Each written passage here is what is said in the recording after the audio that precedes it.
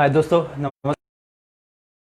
Career one Testology channel. ठीक है दोस्तों, तो आज हम लोग एक बहुत ही महत्वपूर्ण एवं बेहद नए टॉपिक की शुरुआत करने जा रहे हैं। ठीक है, जैसा कि आप सभी पिछले वीडियोज में देखा है कि मैंने इंडियन मैप को लेकर के और उससे जुड़ी हुई अलग अलग टॉपिक को पढ़ाया हुआ।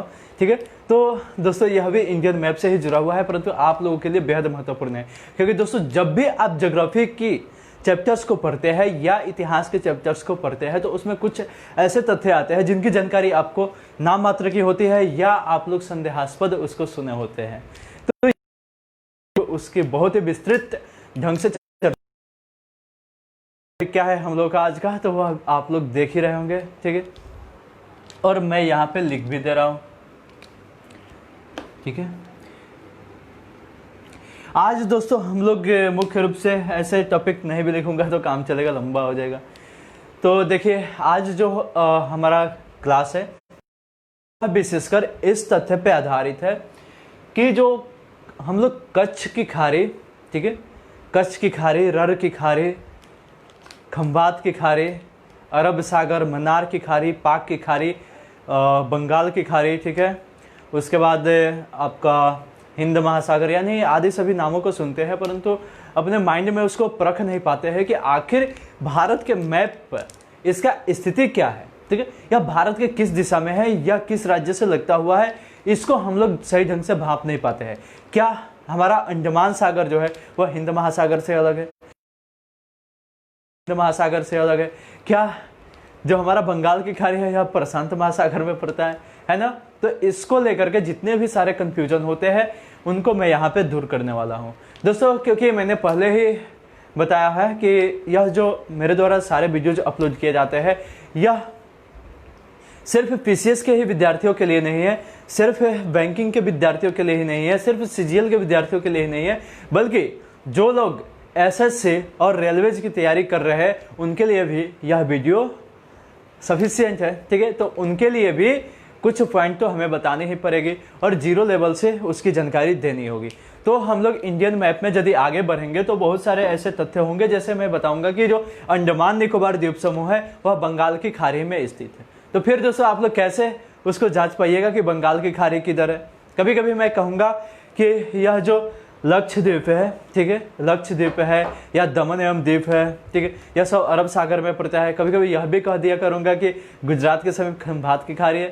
ठीक है, तो यह सारे जो हमारे पॉइंट है ना, ठीक है, यह बहुत काम आने वाले हैं और इनके स्थिति को समझना तो हमारे लिए बेहद जरूरी है। बहुत बार तो एग्जाम्स में क्वेश्चन पूछा जा चुका है। ठीक है, लगभग सभी प्रकार के एग्जाम में यह क्वेश्चन पूछा जा चुका है कि पाक की जल संधि किन दो देशों के बीच है। ठीक है, पाक की जल संधि किन दो देशों के बीच में है। ओके, तो हम लोग अक्सर पाकिस्तान को समझ करके और बोल देते हैं या ऑप्शन चूज कर देते हैं कि भारत एवं पाकिस्तान के बीच, इंडिया एंड पाकिस्तान के बीच, जबकि दोस्तों हमारा यह आंसर सरासर गलत हो जाता है। तो दोस्तों हम इन्हीं सारी खामियों पे आज चर्चा करने वाले हैं। ठीक है दोस्तों, तो आप सभी बने रहिए, हम लोग उसको बहुत ही ध्यान से देखने वाले हैं। चलिए दोस्तों, मैं सबसे पहले उन सारे पॉइंट को यहाँ पे अंकित कर देता हूँ। ठीक है, उसको यहाँ पे लिख देता हूँ और उसके बाद मैं एक एक करके उन सारे तथ्यों की आपको जानकारी दे दूंगा। ओके, चलिए।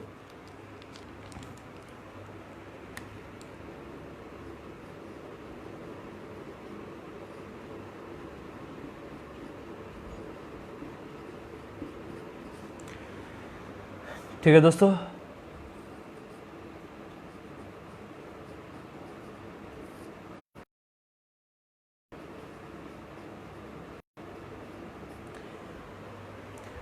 यहाँ पे आप लोग घबराइएगा मत, मैं सारे पॉइंट को बताऊंगा कि किसकी स्थिति कहाँ पे है। फिलहाल मैं इसे नोट कर दे रहा हूँ। ठीक है, आगे बढ़ते चले।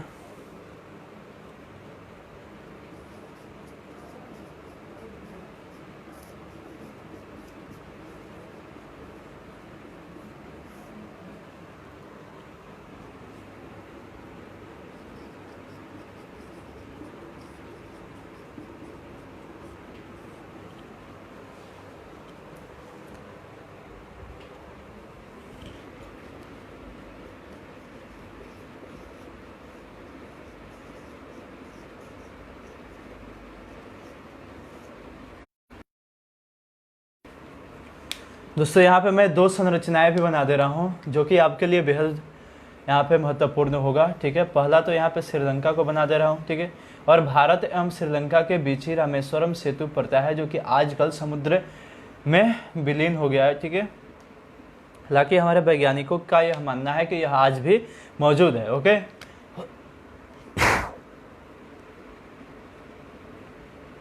ठीक है दोस्तों, और यहाँ पे हमारा पड़ता है अंडमान और यही है हमारा निकोबार। ठीक है, परंतु मैंने दोस्तों यहाँ पे जो अंडमान और निकोबार को बनाया है यह बहुत सारे द्वीपों का समूह है। ठीक है, बहुत सारे द्वीपों का समूह है।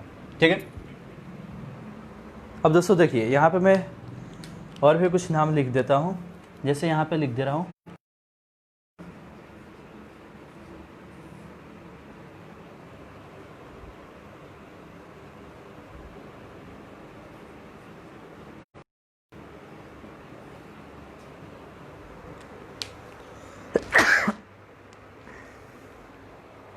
सॉरी, चलिए देखिए दोस्तों अंडमान सागर हो गया। ठीक है, और यहाँ पे देखिए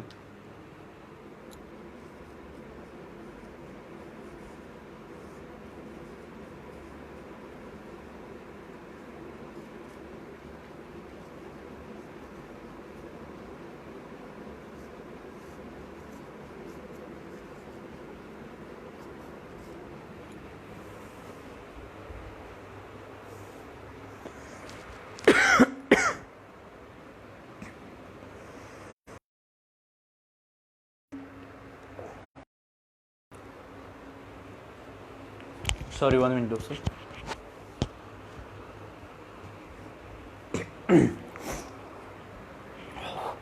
चलिए दोस्तों, तो हम लोगों ने इतना तक देख लिया। ठीक है, अब दोस्तों मैं एक एक करके आप लोगों को ये सारी बातें बता देता हूँ। ठीक है, देखिए यहाँ मैंने सबसे पहले मैं इसकी संरचना को एक बार के बहुत ही विस्तृत ढंग से बता देता हूं आप सभी को।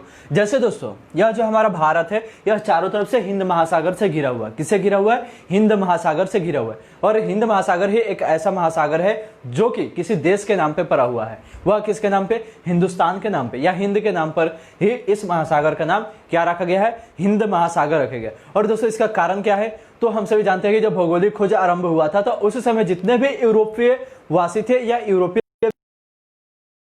देशों के रहने वाले थे, उन लोगों का जो मेन मकसद था भौगोलिक खोज के समय में वह क्या था? भारत को ढूंढना। ठीक है, यानी भारत की स्थिति का पता लगाना ही उनका मुख्य उद्देश्य हुआ करता था। ठीक है, अर्थात भारत किस दिशा में है, कहां पे अवस्थित है और हमारे देश से वहां जाने के लिए क्या समुद्री मार्ग हो सकती है, इसी का पता लगाना उनका मुख्य उद्देश्य था और वही भौगोलिक खोज की घटना कहलाती है। ओके, तो जैसे ही वे लोग भारत की पता लगाने में सक्षम हुए, समर्थ हो गए, उसी समय उन लोगों के द्वारा इससे सटा हुआ जो महासागर था उसका नाम क्या रख दिया गया? हिंद महासागर रख दिया गया। क्या रखा गया? हिंद महासागर रख दिया गया। और तभी से दोस्तों इसे हिंद महासागर के नाम से जाना जाता है। तो यह जो हमारा भारत है यह भारतीय उपमहाद्वीप कहिए, ठीक है, जिसके अंतर्गत पाकिस्तान आ जाता है, ठीक है, नेपाल, भूटान और ये बांग्लादेश से, ठीक है, भारतीय उपमहाद्वीप की संज्ञा भी दी जाती है। तो यहाँ जो हमारा भारत या भारतीय उपमहाद्वीप जो चारों तरफ से जिस समुद्र से घिरा हुआ है उसी समुद्र को हम लोग हिंद महासागर के नाम से जानते हैं। ओके, तो यहाँ तक मुझे लगता है कि हिंद महासागर से संबंधित आप लोगों का कंफ्यूजन दूर हो गया होगा। क्योंकि दोस्तों मैं यहाँ पे एक संरचना से आप लोगों को बता भी देता हूँ कि जैसे मान लीजिए कि यहाँ से पाकिस्तान है, ठीक है, पाकिस्तान के बाद ईरान और इधर आ जाता है अरब प्रायद्वीप। तो यहीं से जो ये सारा जो कंटिनेंट आप लोगों को दिखाई देगा समुद्र को लेकर के, यह सारा, यानी जो मैंने यहाँ पे दो ब्लू लाइन खींचा हुआ है, इन्हीं दो ब्लू लाइन के बीच का ही जो क्षेत्र होगा वही हिंद महासागर का होगा। ठीक है, इसके बीच में बहुत सारे द्वीप आते हैं छोटे छोटे, जैसे लक्षद्वीप हो गया, ठीक है, मालदीव हो गया, श्रीलंका हो गया, इधर अंडमान निकोबार द्वीप समूह हो गया, इंडोनेशिया वगैरह भी, यह सभी किस में आते हैं? तो हिंद महासागर में आते हैं। और दोस्तों हमें अध्ययन की सुविधा के लिए और कुछ क्षेत्रीय सुविधाओं के लिए इस हिंद महासागर को कुछ विशेष स्थानों के नाम पर अंकित करके इसको विभाजित कर दिया गया है। जैसे दोस्तों हमारा जो भारत है उसको प्रशासनिक दृष्टिकोण की सुविधा के लिए, ठीक है, यानी प्रशासनिक सुविधा के लिए क्या किया गया है? अलग अलग राज्यों में विभक्त किया गया है और उन राज्यों को भी डिस्ट्रिक्ट में विभक्त किया गया है और डिस्ट्रिक्ट को गांव में विभक्त किया गया है। ठीक है, तो ठीक वैसे ही मतलब कुछ लोकेशन की सुविधा के लिए, कुछ क्षेत्रीय सुविधा के लिए, यानी जैसे सिर्फ यह कह दिया जाएगा कि हमें हिंद महासागर में जाना है, तो हमें कुछ ऐसे डेस्टिनेशन होना चाहिए, कुछ ऐसे गंतव्य बिंदु हमारे पास होने चाहिए जिसे हम लोग बता सके कि हमें हिंद महासागर में इस जगह पे जाना है। ओके, तो उसी को ध्यान में रखते हुए इस हिंद महासागर को कई भागों में बांट दिया गया है। ठीक है, क्योंकि हिंद महासागर बहुत बड़ा है। ठीक है, और उसमें हम लोग किसी गंतव्य बिंदु के अभाव में यहाँ वहाँ यत्र तत्र भटक भी सकते हैं। ओके, तो यही कारण है कि इसी सुविधा के लिए इसको कई भागों में बांटा गया है। भारत के पश्चिम में अरब सागर, ठीक है, हिंद महासागर को मुख्य रूप से यदि देखिएगा, ठीक है, यदि मुख्य रूप से आप लोग देखेंगे तो दो भागों में बांटा गया है हिंद महासागर को, मेन रूप में। ठीक है, मुख्य रूप से दो भागों में। एक तो भारत का जो पश्चिम का भाग है उसे अरब सागर के नाम से जाना जाता है, और भारत का हमारा पूर्वी भाग है, ठीक है, जो भारत के पूर्व में जो समुद्र का भाग है उसको क्या कहा जाता है, बंगाल की खाड़ी।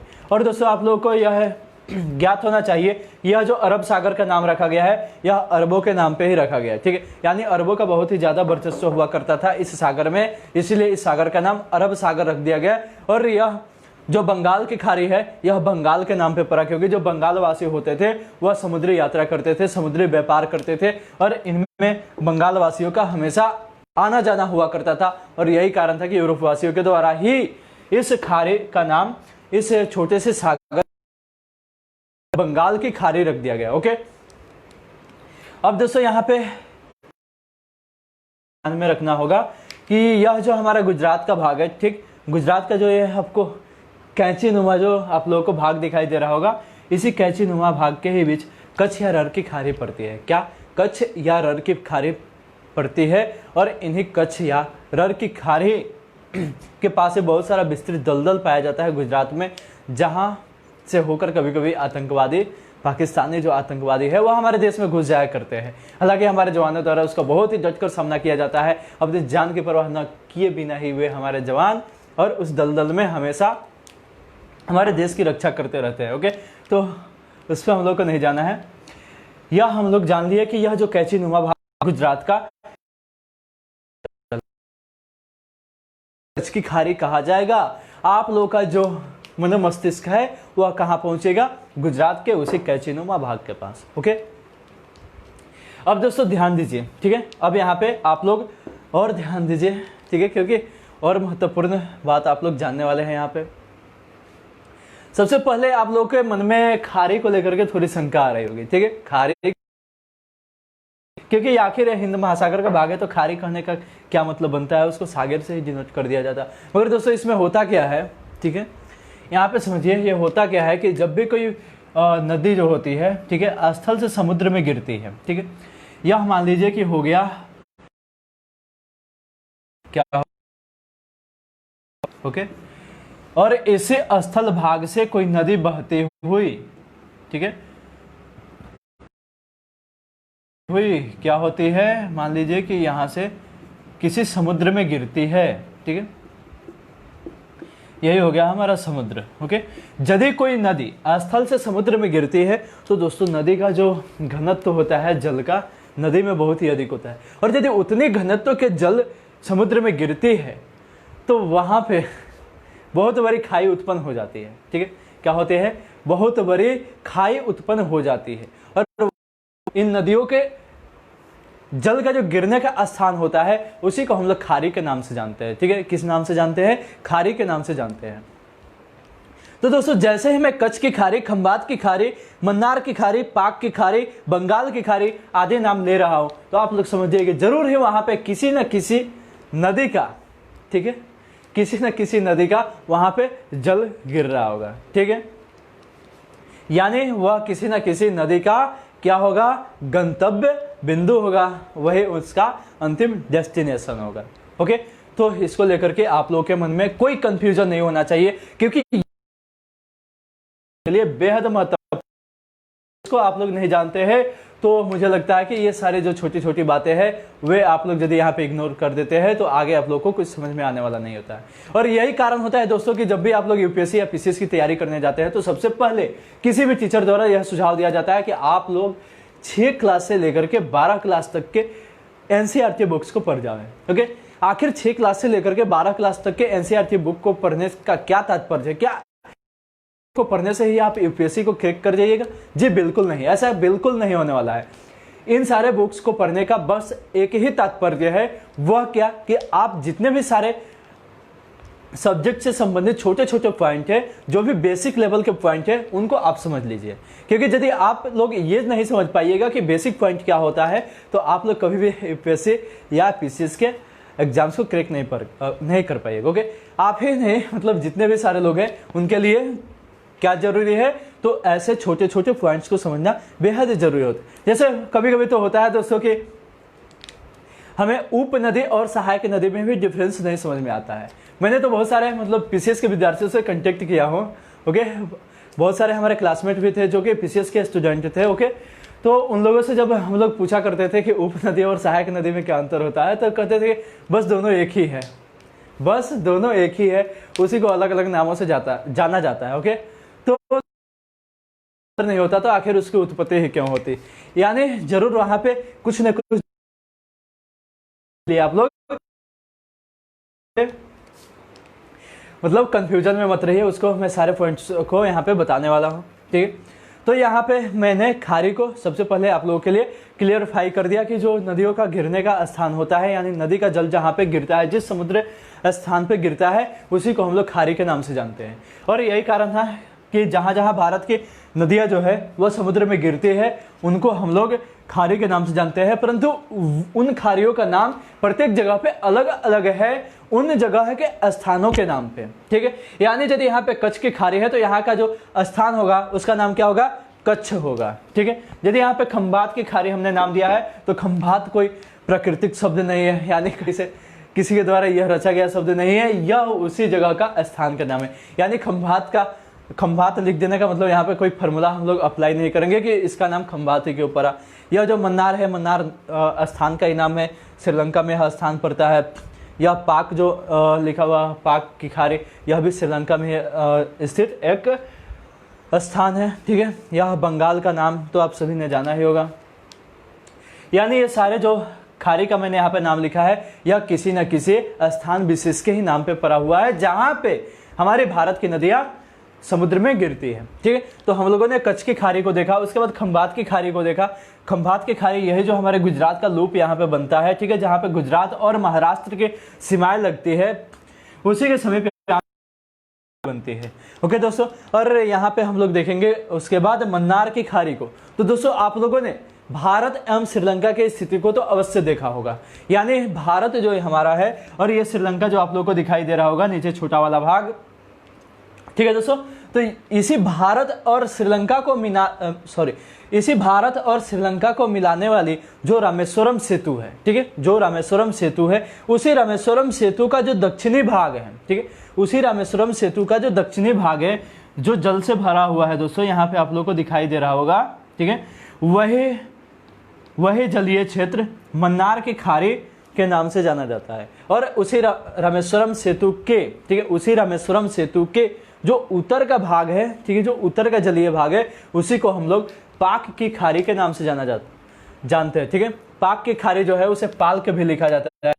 पाल्क, एक तो पाक लिखा जाता है, उसे पाल्क भी लिख दिया जाता है, कभी कभी उसे इंग्लिश में PALK लिखा जाता है।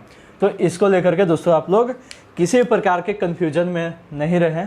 ठीक है, यही हमारा उद्देश्य है। तो मैं आप लोगों को यहाँ पे छोटी से छोटी पॉइंट को बताने वाला हूँ। ठीक है, तो दोस्तों हम लोगों ने मन्नार की खारी को देख लिया, पाक की खारी को देख लिया। उसके बाद दोस्तों यह जो हमारा अंडमान निकोबार द्वीप समूह पड़ता है, तो यह अंडमान जो है वह निकोबार से विभाजित है। यानी संयुक्त रूप से तो हम लोग इस केंद्र शासित प्रदेश का नाम क्या देते हैं? अंडमान निकोबार द्वीप समूह। ठीक है, क्या देते हैं? अंडमान निकोबार द्वीप समूह। परंतु यहाँ पे दोस्तों अंडमान अलग द्वीप समूह है और निकोबार अलग द्वीप समूह है, दोनों जो है वह अलग अलग द्वीप समूह है। और यहाँ द्वीप अंडमान द्वीप समूह आप लोग देख रहे होंगे का हमारा भाग है, यानी बंगाल की खाड़ी का जो भाग है वही क्या कहलाता है, अंडमान सागर के नाम से जाना जाता है। ठीक है, अंडमान सागर के नाम से जाना जाता है।